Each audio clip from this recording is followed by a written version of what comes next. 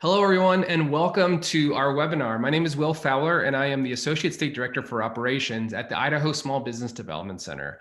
And for those of you who don't know, the Idaho SBDC is a network of consultants across Idaho that offer professional, no-cost, confidential consulting for your business.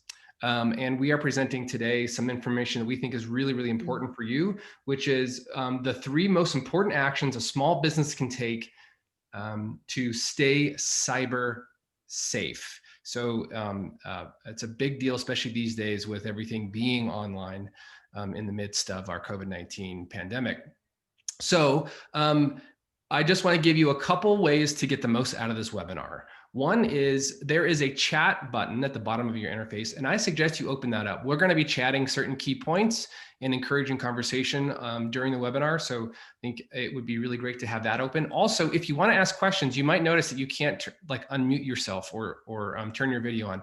That's because we're in a webinar format. So if you want to ask a question, which we really want you to do, click the Q&A button at the bottom of your interface, and you can type in any question you want at any point, and we will take time at the end to answer as many questions as we can. And there might be a ton because it's a pretty broad subject matter out there. So again, open up your chat, ask a bunch of questions with the Q&A interface, and have a great time during this webinar. I'm going to introduce Ruth Schwartz. If you've attended any of our webinars, you have probably seen Ruth. She is our subject matter expert for all things COVID-19 business related at the SBDC. She's a consultant out of our Boise office, and she's going to be participating in this webinar and introducing our panelists. So Ruth, I'm going to kick it over to you.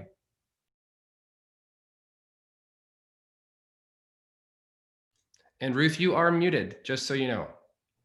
Good afternoon and welcome. Thanks for joining us on this webinar. As you may or may not know, October, which we're coming to the end of, is Cybersecurity Month. It's such a pervasive issue, and we're happy to be here addressing this issue as a part of a concerted and national effort. I want to introduce our panel of experts here.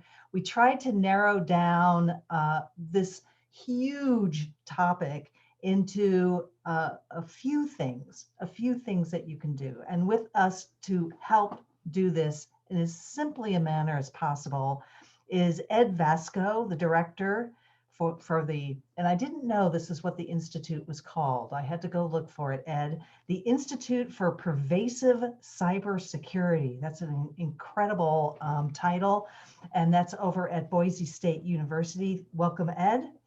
Tom Brown, who is a partner of Mad Hatter Techs, who are one of Boise's award-winning IT and cybersecurity companies. Matt Sevieri, the owner of Sevieri Insurance, who's here to help us understand what cybersecurity insurance is about. And I'm going to kick it off to Ann Swanson, who is our SBDC Regional Director of Region number 5 out of Pocatello. And I'm going to kick it over to you, Ann, to get us started here. Thank you, Ruth. Appreciate that introduction, and I'm so glad to have our panelists with us today as well. Like Ruth said, I'm the director of the Small Business Development Center in Region 5, which is over in Southeast Idaho. So I am not the expert that these 3 folks are, but my role in this is to really deliver the cybersecurity presentation that I always wanted my small business clients to hear. So as I put these slides together, which won't take too long to get through, we can get right to the experts. I thought, what is it that businesses really want? And it is low cost or no cost. It's easy, somewhat easy. And most of all, it's resource driven. What I mean by that is I've prepared for you a worksheet, kind of like I guess a packet. I'm not sure what the going term is right now, but I'm going to send you, and I'll share this here with you. I'm going to send you this after the presentation. So this has all the links to all the resources that I'm going to talk about in these slides. We've also got contact information for folks that are on this call today, as well as other possibilities for help with cybersecurity. So I wanted to make this package really easy for a small business to swallow, because it can be overwhelming, like most things in small business. And I really wanted to make sure that when you leave this webinar, you have the tools to address these 3 areas that we're going to talk about. So those 3 areas are really, I guess we did a little bait and switch there, because they're 3 very broad areas that we're going to talk about. First of all is preparing your staff. So that we'll talk about that first, and then talking about what you do as a business owner or manager, what your job is. So that's number 2. And then number 3, what you need to have ready in case you do get attacked, because it happens a lot to small businesses. I'm going to skip this scare tactic slide. We all know it happens to any kind of business, and everybody's, inside, including the hackers during the pandemic, looking for something to do. So we'll start with your staff. I'll show my slide here. So staff. First thing to do with your staff, no matter how big or small, is make sure they have some kind of training, particularly around phishing. And if this is the first time you're hearing the word phishing, it means that hackers send what looks like an innocuous email, typically. And inside that email are links that could be damaging to your systems. It could be an email asking for passwords or getting some kind of information out of your employees that the hackers can use against you. So teaching employees what phishing looks like is very important. And on that packet that I showed you right before I brought up the slides, there are 3 links to free phishing training. So you don't have to go look for them.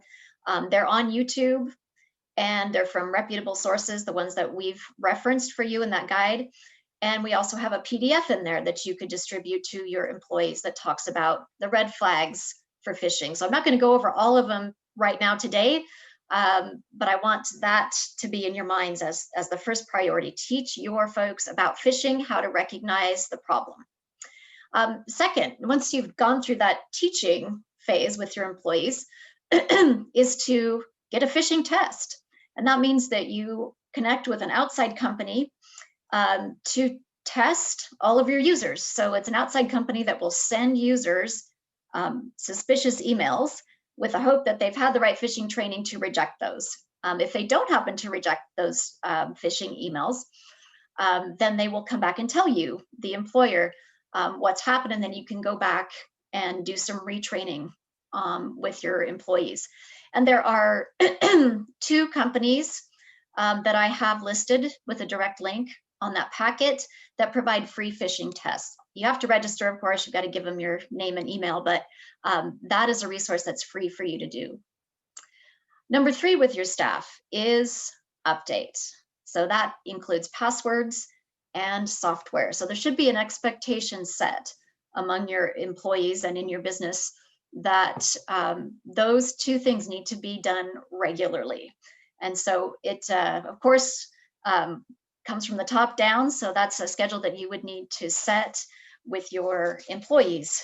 Thinking about complex passphrases instead of regular passwords.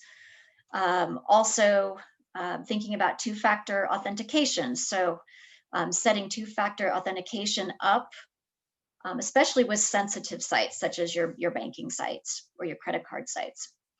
And then finally, we remind our employees to do this all the time. And I've got a link on that packet to some posters that are all ready to print out.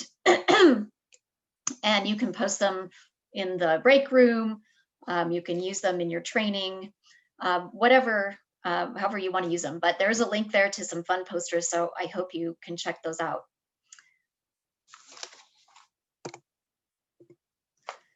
And let's see if I can advance my slide. There you go.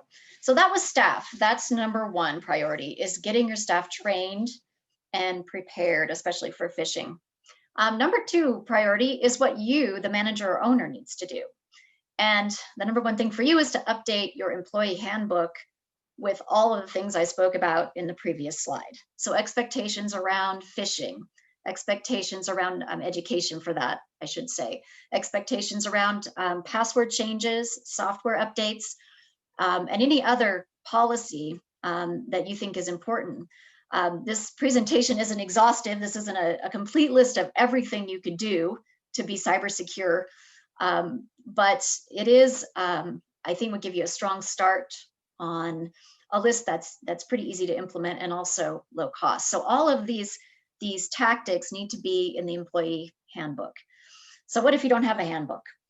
If you don't have a handbook, the Small Business Development Center can help you with that. And we're happy to work with you to put one together. And the other piece that I have on the packet that I showed you at the beginning has a link to some samples of the kinds of cybersecurity policies that would go in a handbook. So you've got a copy to work off of there too. Feel free to cut and paste as suits your company. The second thing that should be in that handbook, and that you as the owner should make sure that you have in your business, is a digital transaction policy for any kind of money changing. So if there is, a hacker favorite is to send an email that says, hey, this is your boss, and I need you to transfer $30,000 to XYZ account to cover such and such a client. And we've heard that story on the news before.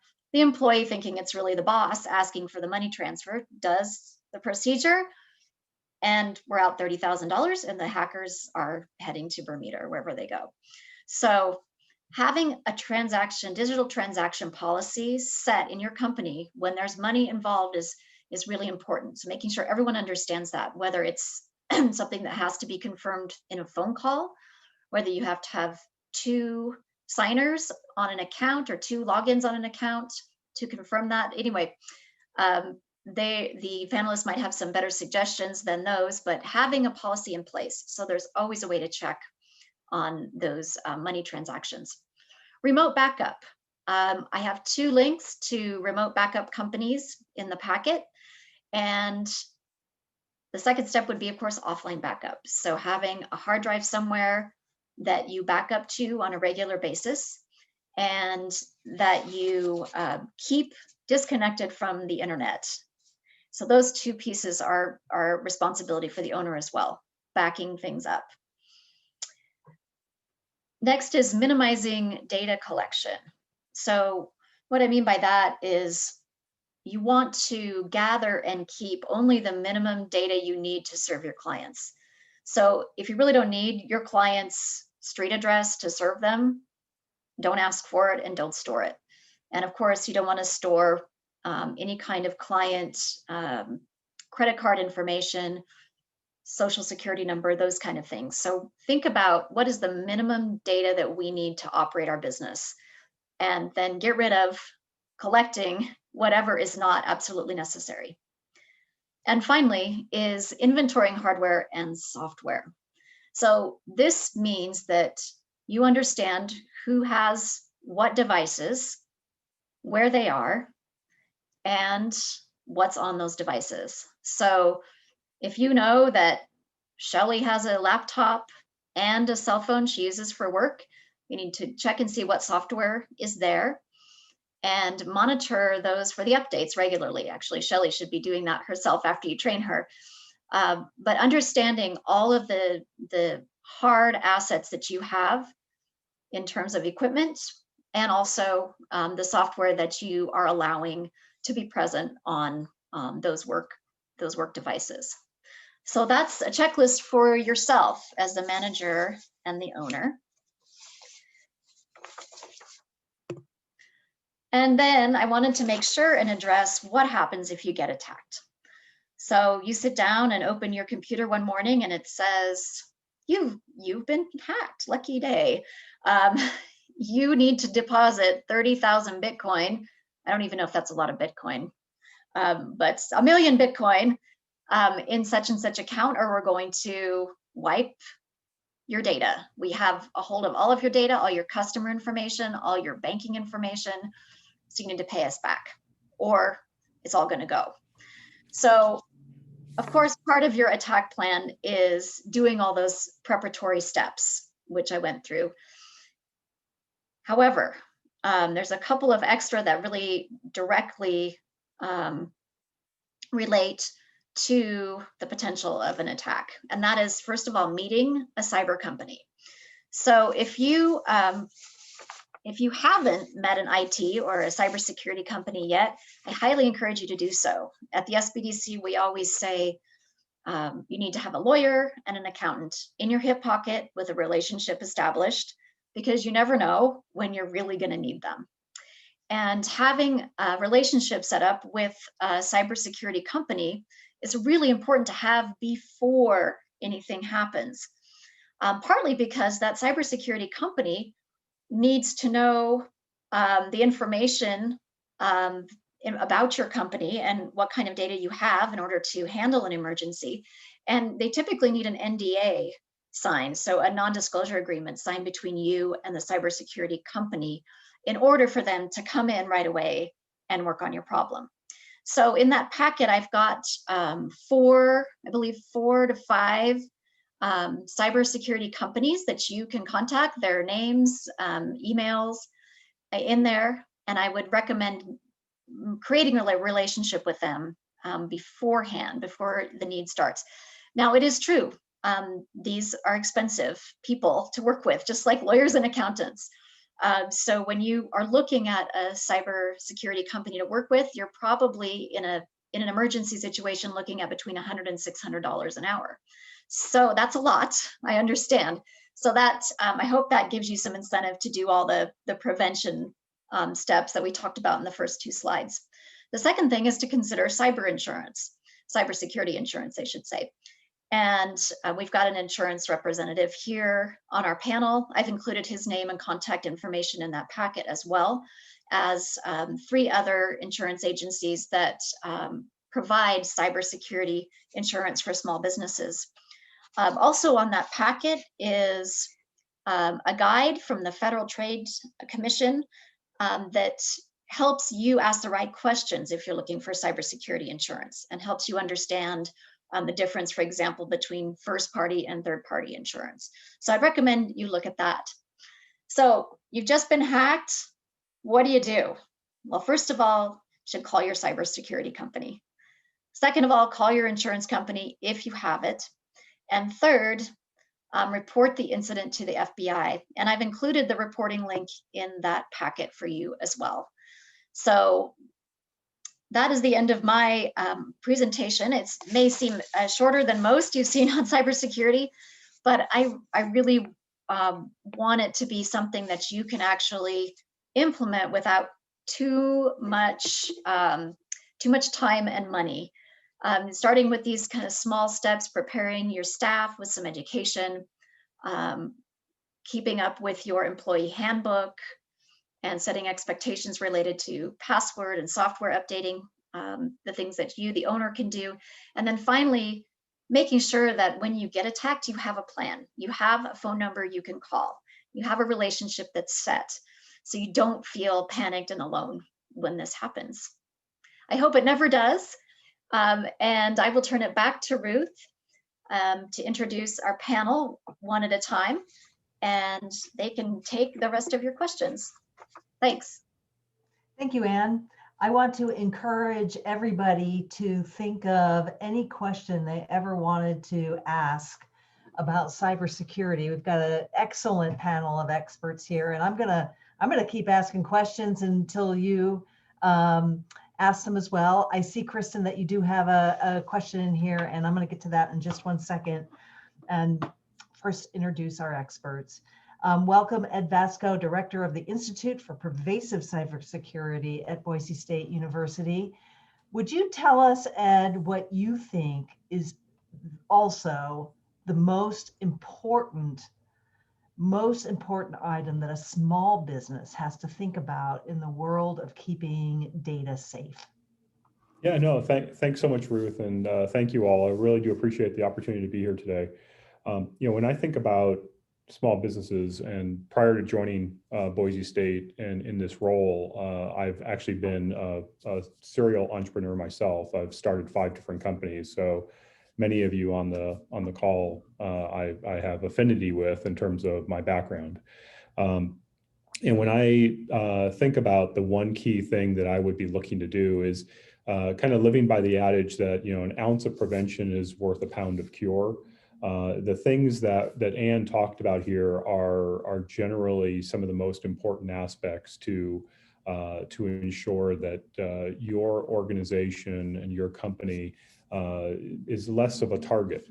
And, you know, I always like to take the idea of cybersecurity and turn it into a physical analogy. So if you think of your house, you know, and if you think of even your business and your storefront, you know, having an alarm system and having locks on your doors and bars on your windows, it really is all about ensuring that the bad actors, the bad guys that are out there trying to steal your data or steal the things inside your house, find it more difficult to steal from you than from somebody else.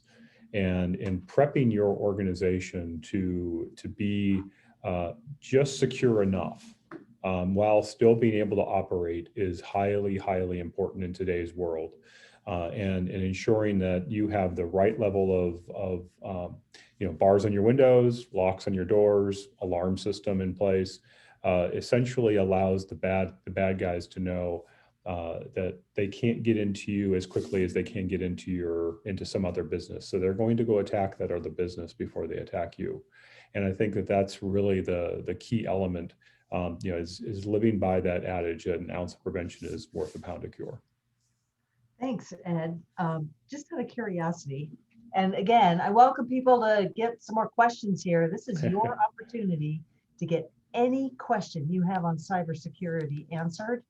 But I'm curious about, Ed, is what actual situations have you seen most prevalent lately? Oh, by far, two key things: phishing that leads to ransomware, without a doubt. You know, we see that being the most prevalent aspects of criminal organizations who are the primary actors. It's not the traditional you know, image that we have from pop culture that it's a single actor. It's somebody sitting in their basement breaking into you know, into your company. This is a targeted set of criminal activities in a criminal underground that is working in tandem with each other in their areas of subject matter expertise to look at everything from social networking to systems that you have that are exposed to the internet, to even suppliers that you use that are within your value chain. And so, you know, doing so, those criminal organizations look to profile and then target your organization with very specifically crafted emails, as Anne described before, the concept of phishing, you know, and specifically phishing out, you know, your organization and contacts within it, and then embedding into that phishing email either some sort of link to a malicious website or even just a file that in clicking on that particular file, you're downloading some level of ransomware and activating that ransomware within your environment. And so I would say within, I think most recent research points to about 75 to 80% of all cyber attacks at the moment have been ransomware oriented. And that's become even more prevalent as COVID-19 has taken such a hold on our business community and on ourselves as individuals, and the activation of a remote workforce. As workers who have been able to go into a remote work environment, they become even a higher degree of target of phishing and ransomware opportunities. So by far, those two are the most prevalent. So give me an example of a ransomware attack. Well, certainly, I think the easiest way for me to describe what ransomware is about is it's essentially having a program, having a malicious piece of software that begins to encrypt your hard drive and encrypt the files that are on it. And in doing so, once it's through that effort, it actually alerts you to the fact that it's completed and holds your system and the files for ransom. In other words, pay the criminal organization some sort of ransom in order to get those files back. And that's what I would call the base level ransomware attack. Ransomware has, like all things, has evolved. And over that evolution, it's actually it's evolved to the point where ransomware will infiltrate a system. It will spread itself throughout your different business systems, and then will activate once it's attained a certain level of propagation. Once it activates, not only is the first system impacted, but just like any other virus, so to speak, it propagates through and takes over those other systems. So you may have your point of sale system be impacted, as well as your back office systems, as well as your financial or HR systems, depending upon the size of company you happen to be. Every one of those systems will be then held for some sort of ransom. And as I mentioned before, criminal organizations are actually advancing themselves and becoming better at their jobs, so to speak, in that they are then giving over to you as a business owner the opportunity to try before you fully buy, so to speak. They'll ask you to turn around and give over some piece of a Bitcoin, some fractional component of a Bitcoin, or some other cryptocurrency generally.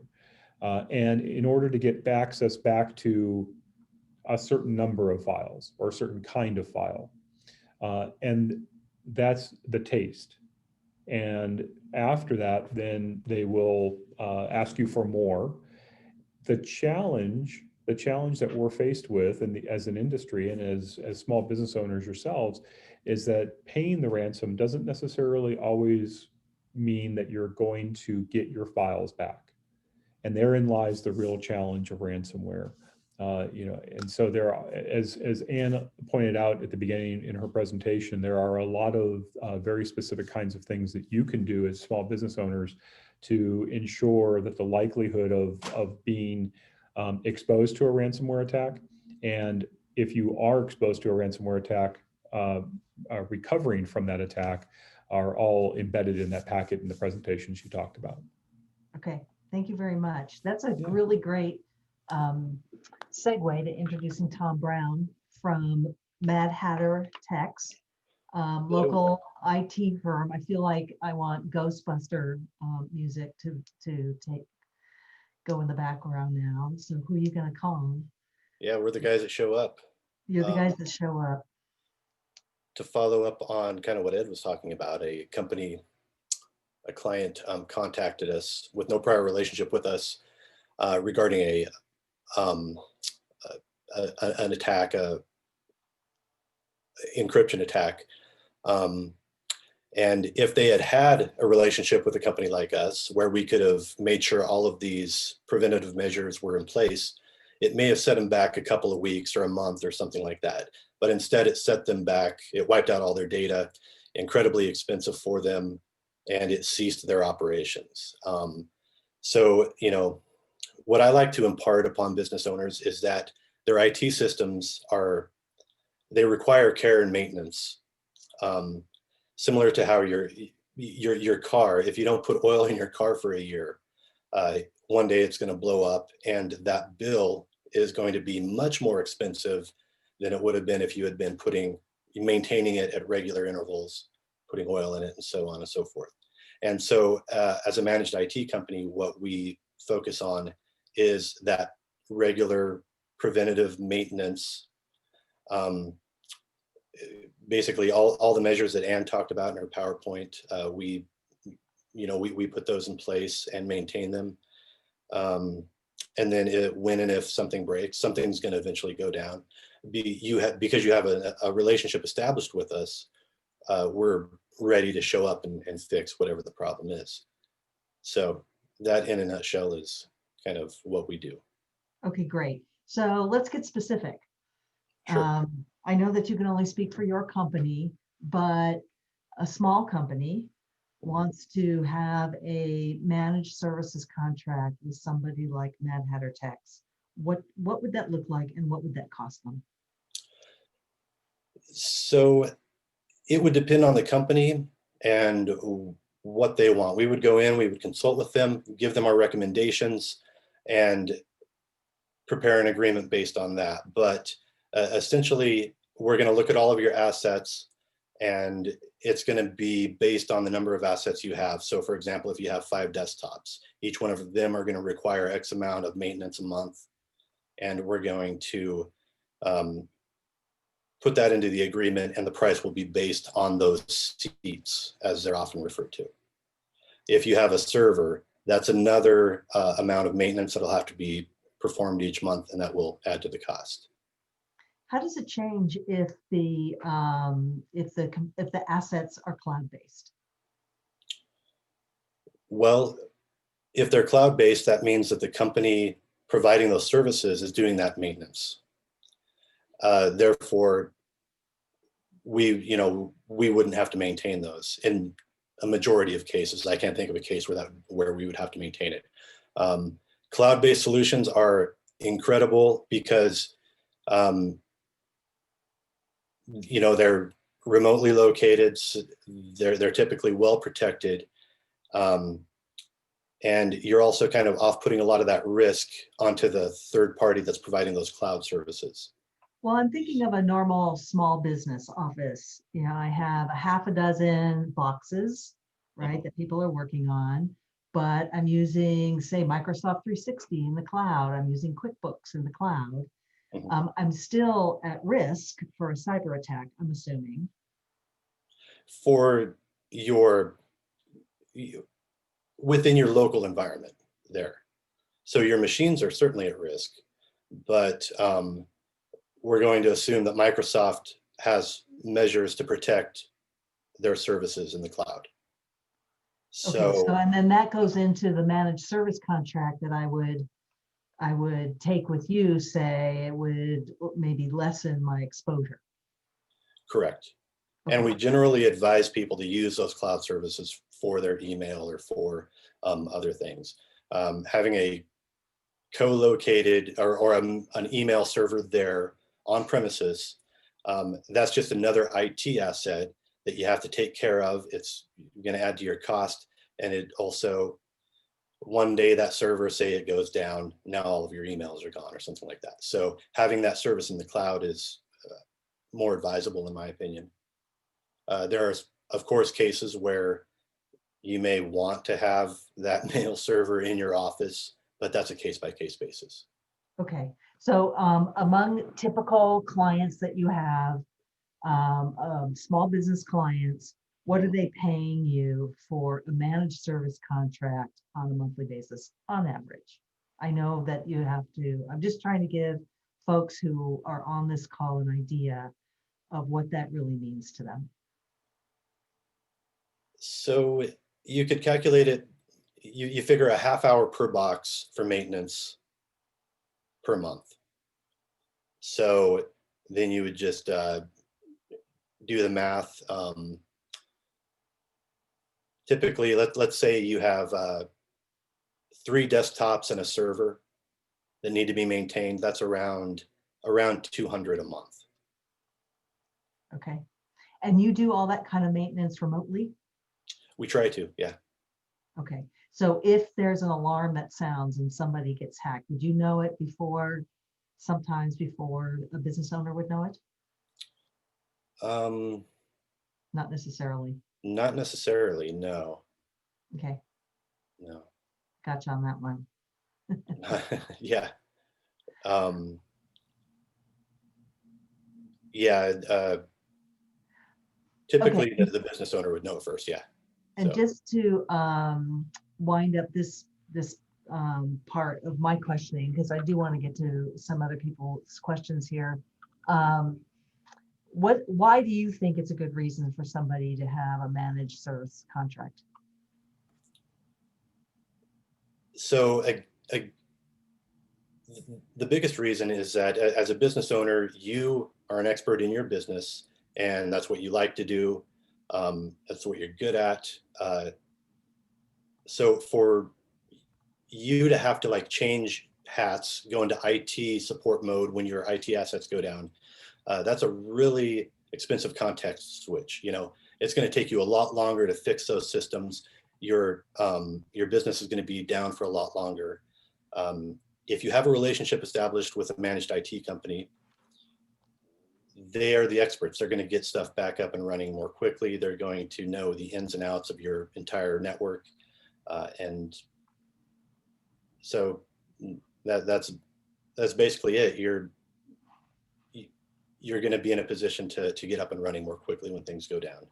Okay, so let's get the first question out of the way, because I know Kristen's been waiting for a while for this.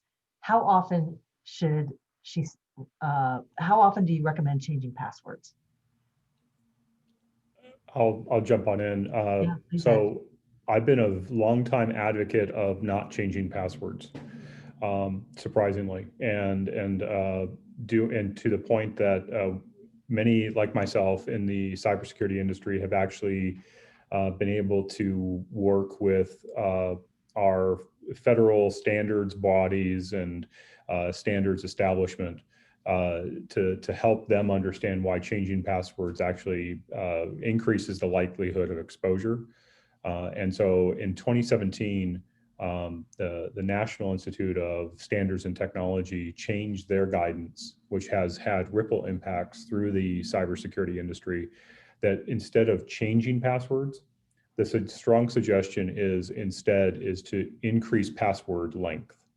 So when you think about passwords, my recommendation to the audience is to think about passphrases.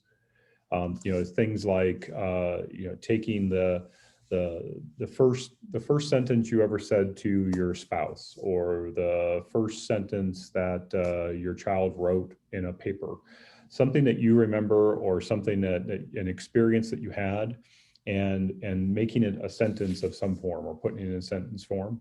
And using that as your passphrase. That's going to be a lot more difficult to crack than an 8-character password that you change every 30, 60, or 90 days. And you're likely going to remember it for a much longer period of time.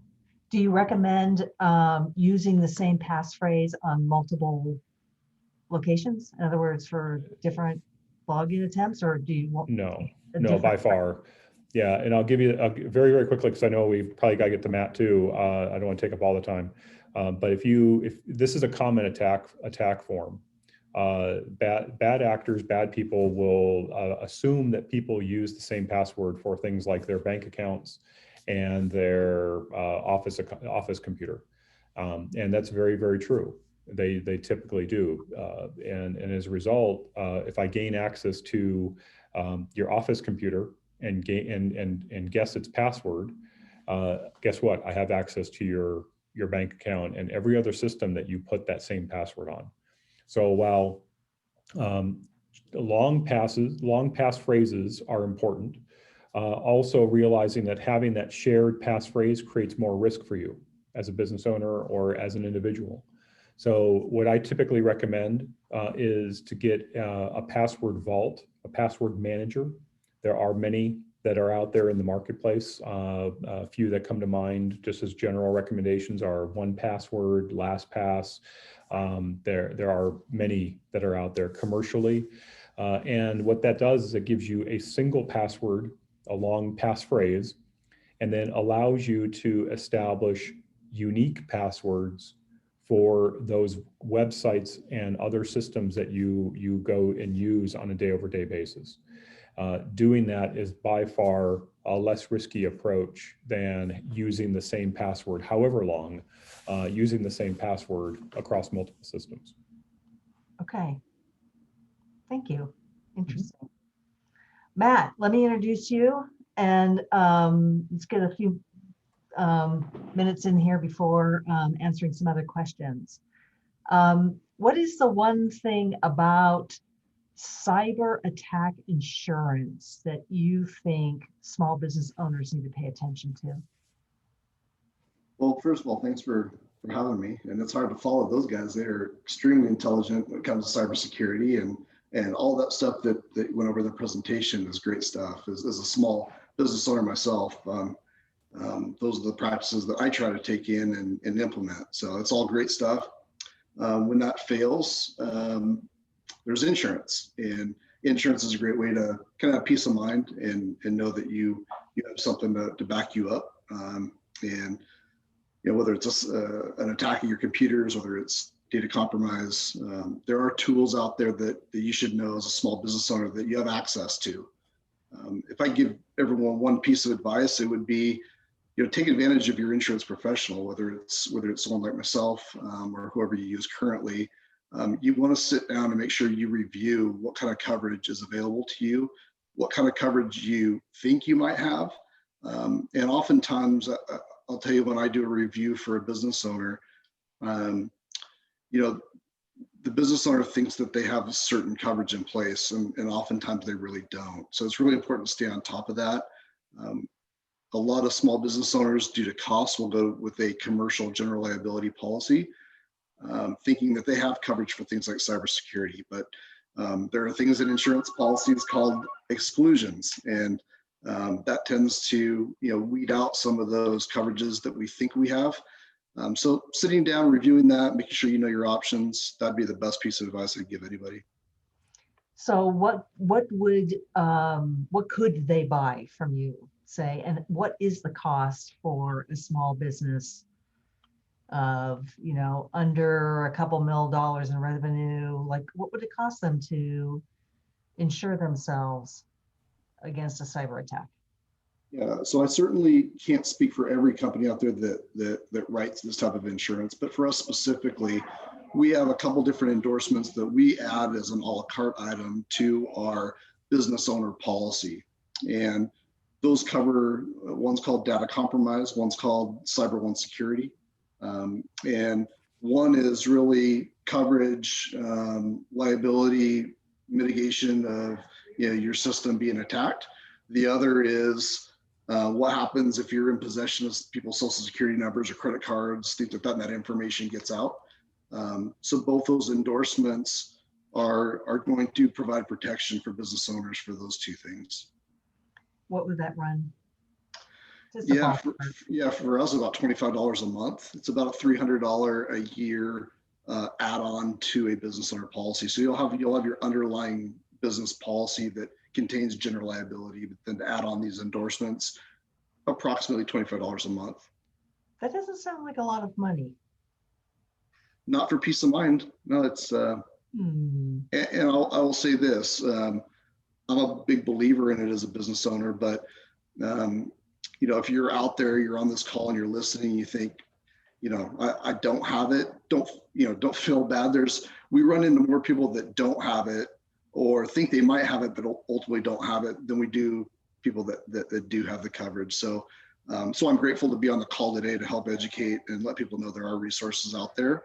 And it's not really an overwhelming thing to get added and make sure you have that protection. Okay. So Kristen asked, does cyber insurance usually cover ransomware attacks? So here's what I'm trying to say and not say. I'm not allowed to say what, because each case can be individual. I can't say what is and isn't covered. Malware is specifically covered here. Ransomware, I can't give you a direct answer on that one. And again, there's multiple different products out there. Mine from an endorsement level, we specifically call out malware and I don't have ransomware specifically listed. So just for my own understanding, if you have malware insurance, what are you actually getting insured for? What are they going to pay for? So it's listed under a data compromise insurance, but I'll be honest. I mean, as an insurance provider, anytime I get into a specific, we bring an adjuster into the loop. So every situation's specific, and there's so many underlying reasons why. So as the other presenters talked about, there's a lot of things that we can do prevention wise. And there's a lot of those boxes that have to be checked before we can say whether something is going to be covered or isn't going to be covered, which is Okay. why I get the handcuffs put on to make Okay, sure. so in other words, if a business is negligent in taking care of their data, possibly the insurance is not going to cover it. That's So in absolutely. other words, let's, we had a car analogy a minute ago. If I let my car run out of oil, I might not get my engine covered with my auto insurance if I neglected to do my maintenance. But your engine's never going to be covered, but yes, I understand the analogy. Okay, great. I'm gonna go back to Tom for just a second and ask some of our attendees questions here. And this comes as a clump from Amanda. So maybe I'll read them all and then we can go back through them one by one, Tom. And okay, here we go. You ready? I'm ready. Okay. What actually goes into getting set up with a cybersecurity company? What did they do to help secure your business at the beginning? Okay, so we'll come in, we'll audit everything you have, find out what you're doing, what you're not doing, and give you recommendations for industry best practices. That can mean a lot of different things. Let's say we notice that you don't have, nothing is password protected, say on your desktops or something.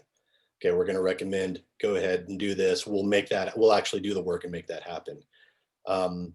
Let's say you have a server and there is no firewall and it's just exposed to the public internet. That's a huge, huge risk for you. So we're going to lock that down and, recommend installing a firewall, whatever it takes. So yeah, generally it's just a process of auditing everything, giving you recommendations, hoping you follow through with our recommendations. In most cases, people do. So does that answer your question? And, how does she know if a cybersecurity company is reputable and safe to work with? Specifically because she is HIPAA compliant and she's reluctant to bring in anybody. I can understand that. Ed, do you have any advice on yeah? Yeah, no. So I think the key element there is HIPAA regulations talk about and fine organizations for breaching and exposing health information, and just like in retail, credit card information, very similar approaches and structure from a regulatory standpoint. The real challenge of bringing in a service provider or a cyber security company to help is taking a look at a couple of key things. Just as you build trust with other people within your supply chain, suppliers and partners that you happen to have as a business owner, you build that trust off of both the reputation that the company has. So look to referrals and references that that the company may be able to provide. There are third-party independent certifications that companies can get, that kind of show them above and beyond in the particular industry. For HIPAA, there's an organization called HITRUST, HITRUST.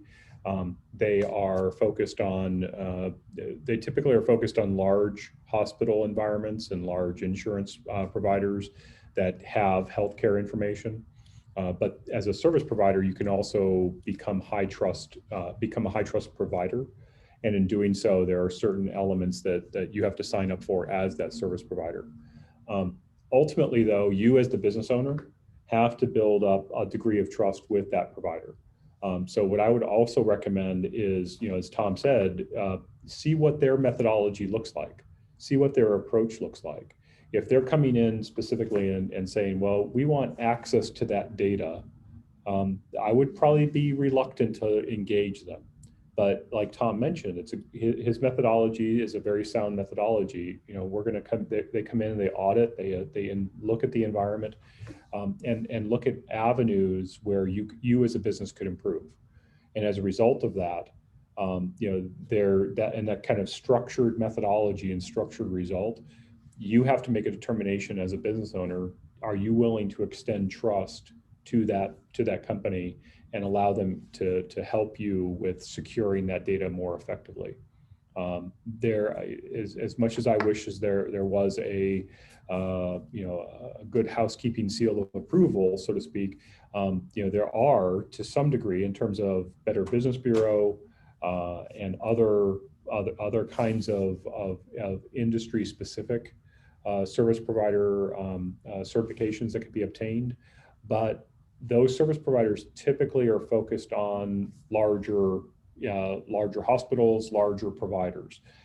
So just be aware of that. But I think ultimately, as a small business owner, establishing that trust with somebody is extremely important, because the alternative of not knowing, having the data and not knowing that it's exposed or not knowing that there are issues, actually puts your company at a greater level of risk, in my opinion.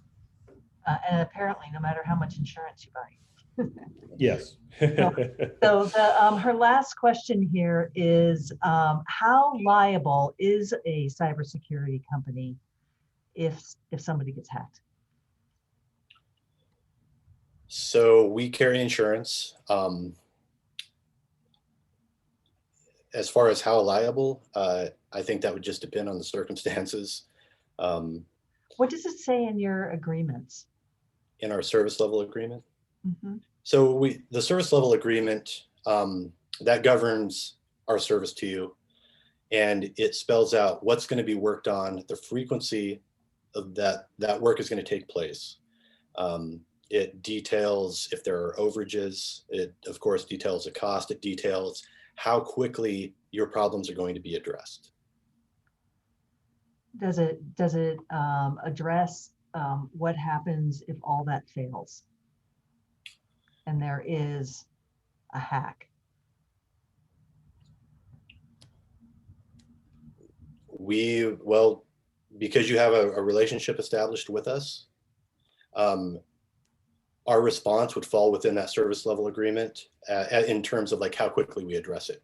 Right, but you're not liable for it. I mean, the question is, are you liable if you've done everything that you can do and still somebody gets in? No. The question is, how liable Yeah. is the cybersecurity company that I might be working with if I get hacked? So What type of legal skin in the game do you have? Ed, I think you were gonna. Oh no, go ahead, Tom, if you want. I mean, I can jump in if you want me to. So from our perspective, we're not gonna view that as our, as long as we do everything that we are supposed to do and follow industry best practices, and we're confident that we've,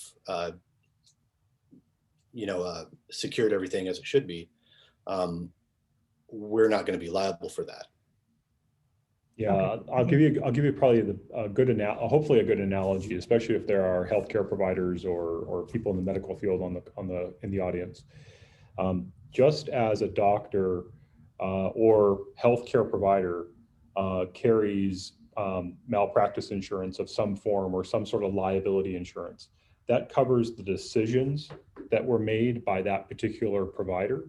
And helps to ensure that if there was some level of negligence or gross negligence upon the provider's part, that let's say for example, a competitor to Tom's company, competitor to Mad Hatter, told you that having no firewall and having all of your data exposed is the right way to go.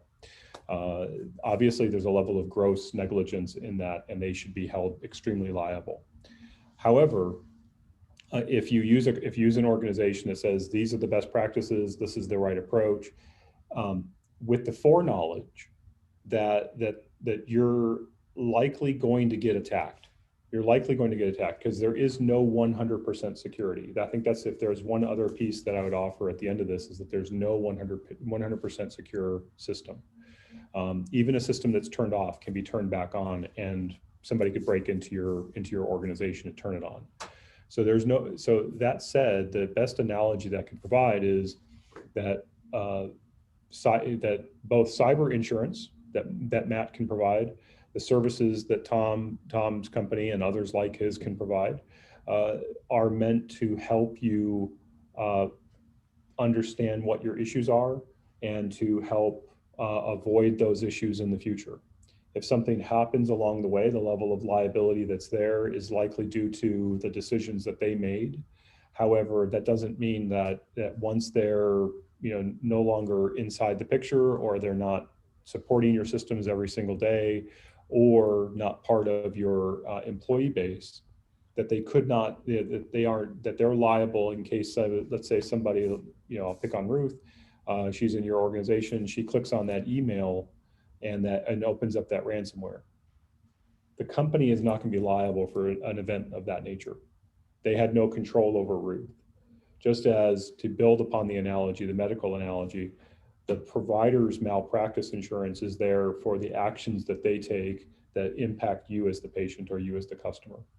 If you decide to listen to your provider, follow all the recommendations, and then a month later, you're out doing exactly the things that you shouldn't be doing, the doctor or the healthcare provider should not be held responsible and liable for the actions that you take as a patient. So there's a very, very fine line between where legal liability sits and where it doesn't. That said, if, let's say, Tom's competitor said, again, go do all these bad things that are obviously bad things, and you follow them and you get hacked, then there's a high degree of liability. I'm not a lawyer. I'll put that forward. I'm not a lawyer, but I've been doing this for 30 years. I think we got the question answered, though. Yeah. I want to squeeze in the last couple. Brian wants to give you a scenario, and one of you will jump in, I'm sure. I found an email in my spam. It says it had an account password, which I've not used in years, but a valid one I have used in the past. They said they were going to put my picture on a porn video and spread it all over my contacts. I did not open any links in the email. Should I be worried? I have actually answered a question like that for one of my clients. Similar, not the same. But I believe that there are some people do this because it works. And I believe that there are spammers out there that just kind of blanket email addresses, and whatever comes back comes back. They probably don't have that information. They probably don't even have I don't know, they might not even have a picture of you. And it may not be targeted only to you. It's probably targeted to thousands of people. If this happened to me or one of my clients, I would say I wouldn't worry about it too much, and I wouldn't give them any money or whatever they're asking for. Okay, or not. That's my opinion. For sure. That's a classic fishing expedition, isn't it? Yeah, very much so. Yeah. Okay, and last question, and whoever wants to answer this, do you know if there are tax incentives for businesses for having cybersecurity insurance or other protections in place? And just because we're just about done here, I wanted to offer, and maybe Matt, you'd like to add to this, but as long as you are paying your insurance premiums, that is a tax deductible event. Have you anything to add to that? I'm definitely not a CPA, but that's pretty common practice. It's a business expense, which insurance is, and you can write that off. Yeah. So I'm hoping that's enough of an answer to that question, Kristen. We're at the top of the hour. I want to thank all of our guests for being here today. Anne, that was terrific. If you signed up for this webinar, you're going to get Anne's wonderful pamphlet. What did we call it? Oh, you're muted. I was saying we called it a packet, a pamphlet. Good. You can call it a handout. It's up to Yeah. you, but Yeah, you're going to the get packet of a links. bunch of links sent Yeah. to you to help you navigate through all this, including contact information for Matt and Tom. And just by way of, finishing this off, just 3 things that you can do that are powerful. Train your employees about phishing and test them. Put some processes into place in your business. And lastly, know who you're going to call when you get hacked.